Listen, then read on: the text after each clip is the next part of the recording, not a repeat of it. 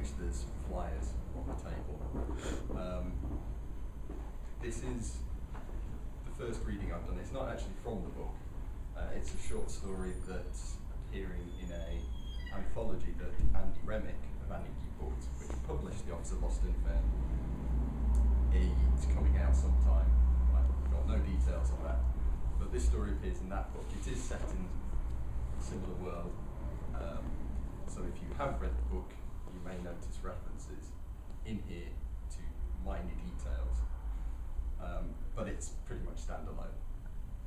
Now this is my first reading, so you might have to bear with me. And this morning I made sure, because it's quite hot in here as well, put on a lot of antiperspirant just in case. Though after I did that, I remembered why my dad doesn't wear antiperspirant, because what he tends to say is if the sweat can't get out one place, it'll just come out another. So I think for all our sakes, let's hope that's not the case. Right, I guess it doesn't look like there's anyone else coming, so should we begin? Caught in the shadow. Wayne Todd, aged 9 3/4, lay on his back staring at the sky. The heavens above were in an endless pristine blue, save for a solitary white cloud. This cloud might have been interesting if it had bothered to form itself into suggestive shapes, maybe a face, maybe an animal, ideally a comedy penis, but it did not. Wayne's imagination could just about transform it into a ball of cotton wool, or, at a stretch, a sheep with its legs chopped off, but even that was an effort. It's just a boring cloud, he told himself. He would continue to believe that for another 6 minutes. Around him, the picnic crisis had already lasted 12 minutes and showed no signs of abating. Wayne's father accused his mother of forgetting to bring the napkins, while his mother charged his father with failing to remind her to bring napkins. Either way, it didn't matter. They argued, and Wayne tuned them out. He couldn't tune out Levi. Wayne's brother was aged 0 3/4, a lifetime spent practicing the scream, currently knotting Wayne's insides. Wayne, get Levi's nappies from the car, said his mother. He ignored her. Wayne, your mother told you to get Levi's nappies from the car, said his father. Of course, this assumes your mother remembered to bring them. She sighed. Unfortunately, we have to rely on the vagaries of my memory when the man of the family refuses to take responsibility for remembering anything. Wayne made a big deal of getting to his feet. He huffed loudly and stomped over to the car. He fetched the bag of soon-to-be-soiled underwear from the back seat and returned to the picnic. Levi's face was bright red and screwed up, angry lines replacing eyes with a gaping, toothless hole instead of a mouth. Wayne wanted to take one of the nappies and shove it in there, muffling the cries until a deathly peace stole over the baby's face. But he knew he couldn't do it. His parents would probably shout at him for a whole year if he did, because they didn't understand how rubbish life had become since Levi turned up. Wayne petulantly threw the bag of nappies at his mother's feet. She was too busy attending to his squealing brother to notice, while his father was too busy trying to work out which of the cellophane-wrapped pack of sandwiches didn't contain those evil cucumber slices that caused him to break out in hives. Wayne wandered off. During the drive to the remote picnic site, his father claimed this was God's own country. Wayne could see no sign of God here, just verdant meadows and purple heather carpeting gently rolling hills. Maybe God had been in attendance once upon a time, a long time ago, but then got bored, forsaking this land to go home and play video games. Wayne wanted to do the same. Trudging across picturesque peak and dale was no match for shooting monstrous invaders and fleeing explosions in a brown and grey industrial dystopia. The only game played here was by competing breezes that sent rippling waves chasing back and forth across the oceans of grass. We'll be eating in a minute, called his father. Yes, don't go too far, added his mother. Wayne started walking again. He crested a rise and continued down a slope until his family was lost from view. Levi's cries grew fainter. A dry stone wall lay at the bottom of a valley. Wayne headed toward it, intent on dismantling the masonry, until he saw a flash of light just beyond. He held up a hand against the glare and squinted. It was a puddle reflecting the sun, except It was moving. He cantered down the hillside and scaled the dry stone wall to stand on top. Some 50 feet distant, a small pond slid slowly across an unkempt field. It left no sign of damp in its wake. The bumps and mounds of the terrain disappeared as it passed over them, only to reappear once it had moved on. Wayne looked around for an explanation. There was no sign of life, the wind whispering in his ears, drowning out the distant Levi and any birds that may have been singing. There was no sign of mirrors or machines or anything made by the hand of man in the last 100 years. His only company was the solitary white cloud drifting overhead. Wayne stared up at it, then down at the itinerant pond. They looked to be moving at the same pace. It was as if the water lay in the shadow of the cloud, and as the cloud drifted across the sky, he jumped down from the wall and walked cautiously after the peculiar shadow. It approached a hillside. Wayne half expected to see the water flow upwards, but instead steel grey rocks rose up the slope, while the water remained on the flat, becoming grass once more when the shadow moved on. Wayne followed. A gusting breeze swept down the hillside. When it reached the shadow, it became a swarm of huge black insects that buzzed straight at Wayne. He squealed and threw up an arm. A gust of warm air washed over him. He lowered his arm. No sign of the insects remained. The shadow reached the small copse of trees. Branches and leaves became the gnarled limbs and hairy tufts of avian animals grazing on dark red shrubs. Wayne froze. The creatures didn't appear to notice him. They were too busy grunting and snuffling and jostling amongst each other to get their snouts to the best feeding. And then they were trees again. Wayne ran up to the copse and pushed his way through the tangled wood. The bestial noises ahead stopped shortly before he broke out onto another empty field. Breathing hard, he surveyed the grassland. There were no anomalous rocks ahead, no displaced water, and no unearthly animals. Wayne frowned and looked up. The cloud hung overhead, motionless. He looked around and saw the door for the first time. It stood off to his left at the edge of the trees. Dark wooden planks were held together by heavy iron brackets. A thick black ring served as a handle and hung over a star-shaped keyhole. The ground in front of the door was a circle of black dirt that extended for about 8 feet before giving way to the grass of God's own country. Surrounding the door was a frame of black marble formed out of thorny bramble.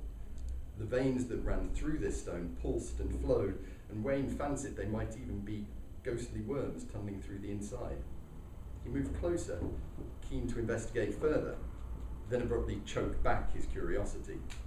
The line of black dirt was barely an inch from his leading foot. He scurried back into the shade of the trees and returned with a large stone. He hurled it at the door.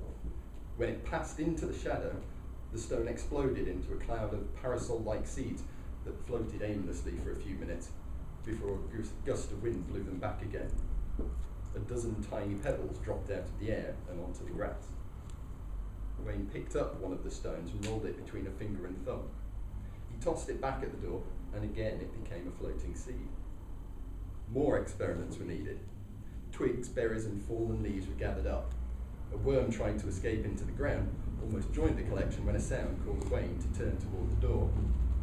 A key was turning in the lock. Wayne scrambled away, finding cover in the undergrowth.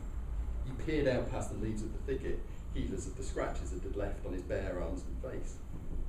The thick black ring swung clockwise, and the door opened. Beyond lay darkness. From the darkness stepped a man. He had a lopsided beard and badly cut hair that appeared to shiver when he looked around. His clothes were deeply worn and patchwork, but a pristine gold watch bound his wrist.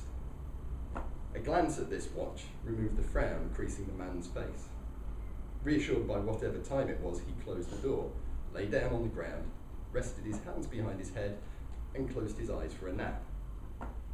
For a fleeting second, Wayne wondered if this was God back from playing video games. But surely God wouldn't look like this. A minute or two watching the stranger lie there caused Wayne to grow restless. He moved slowly and quietly, daring to venture up to the edge of the trees. Comfortable, he could duck back out of sight if need be, Wayne held up one of the collected twigs and threw it at the man. It fell short. The tumbling stick landed on black soil and immediately expressed displeasure by stamping tiny feet on the ground. Wayne did a double take and craned his neck forward for a closer look. The twig now possessed a thin lizard-like body with 5 stumpy legs jutting out at random points. It had a tail that forked into twin barbs and a pointed head sporting beady eyes and a flicking red tongue. The bemused creature padded around in a circle, then advanced on the resting man. It climbed up a shoe, taking a few teasing bites out of the left on the way. Wayne bit his lip, but refrained from calling out a warning.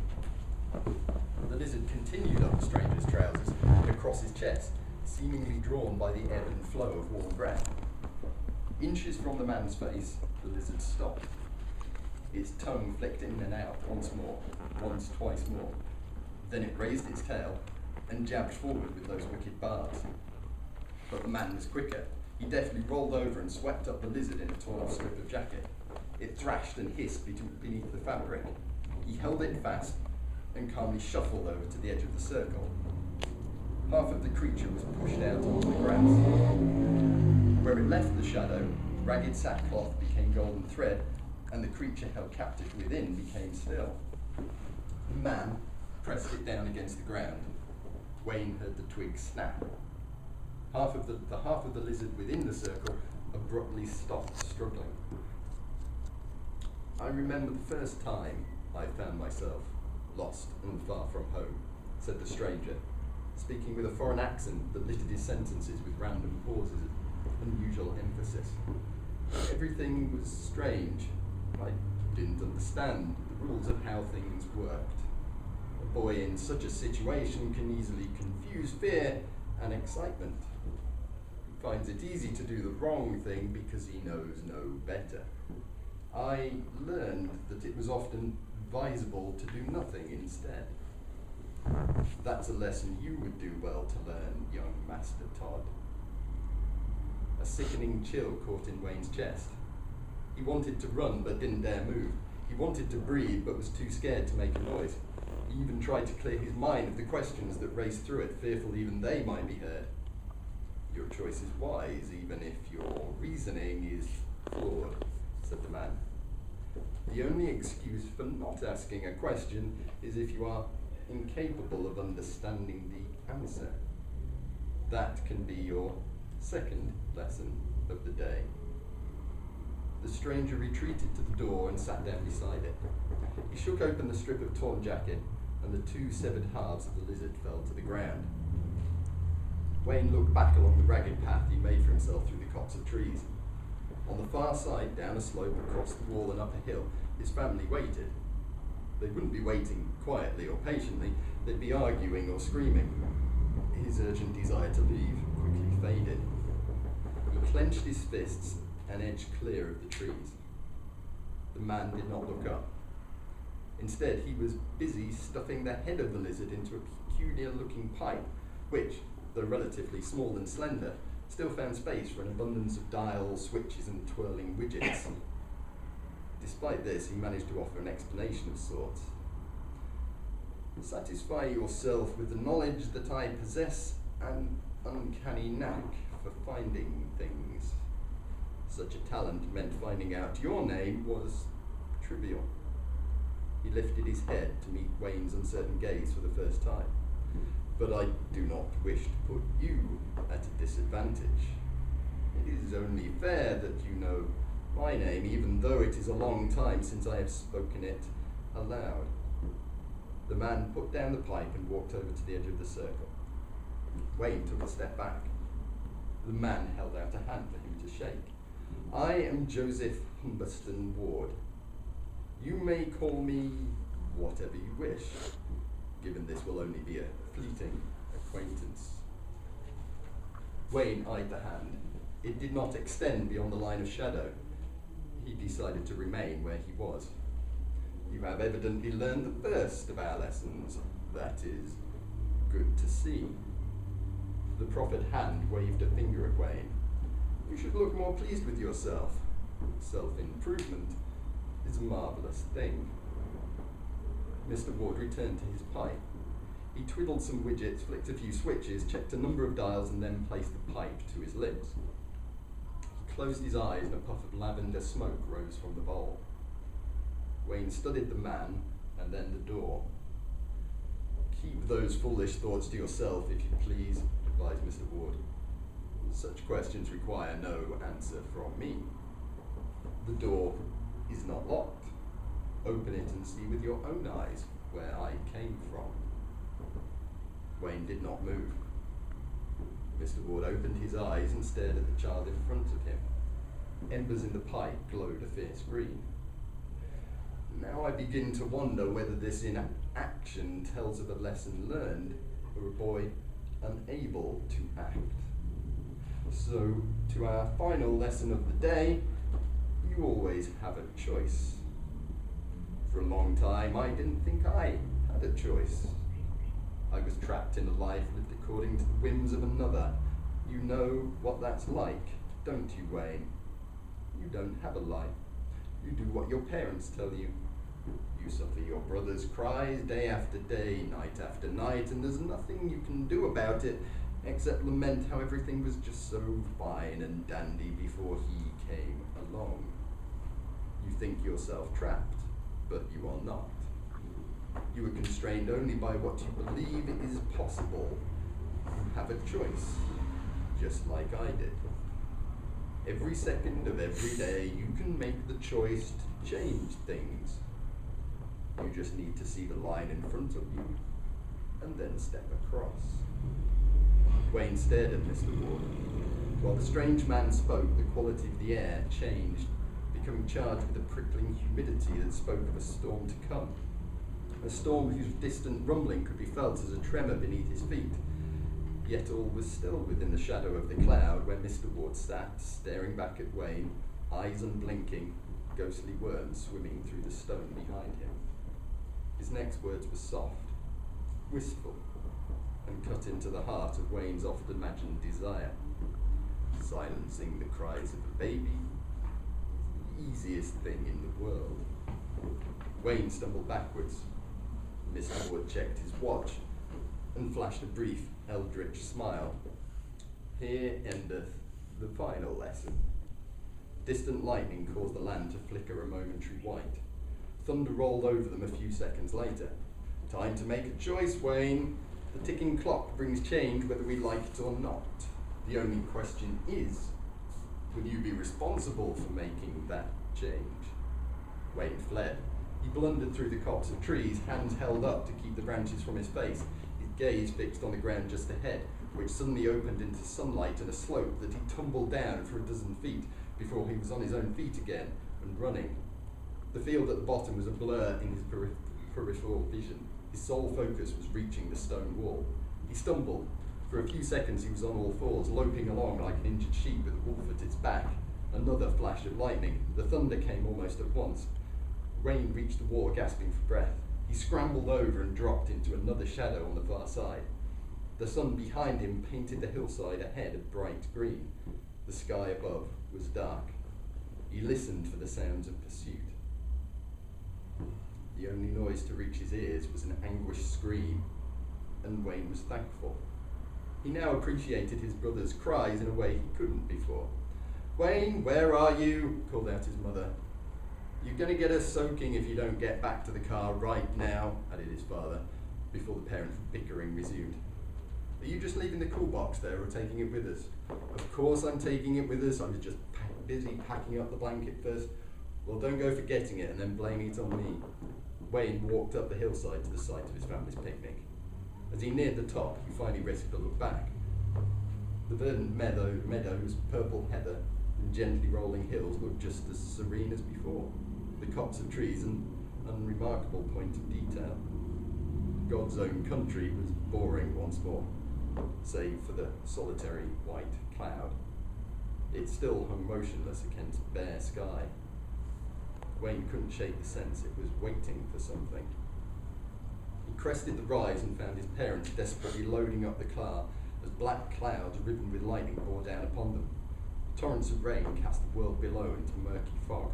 "Into the Wayne car! Into the car, Wayne, quickly!" An unearthly roar drowned out the rest of his father's words. "Have you ever heard thunder so loud?" shouted his mother, strapping Levi into a child seat. But it wasn't thunder. The noise came from within the shadow of the storm, which had swept across forests and villages and now sent raging forth as stampeding beasts and fire-breathing machines and things with flaming blackened limbs that chased the line of rain. "I said, into the car, Wayne!" His father reached out a hand to grab his son by the arm. He did not see the car behind him rise up as a golden-robed giant with tentacle arms. He did not see it swallow up his wife. There was no telling if he was aware of his eyes becoming vacant black discs, buried in flesh, turned to pale wax, or if he felt his outstretched fingers melt away to nothing beneath the downpour. Wayne Todd, aged 9 3/4, watched all of this in horror before he too was caught in the shadow and became Wayne Todd no longer.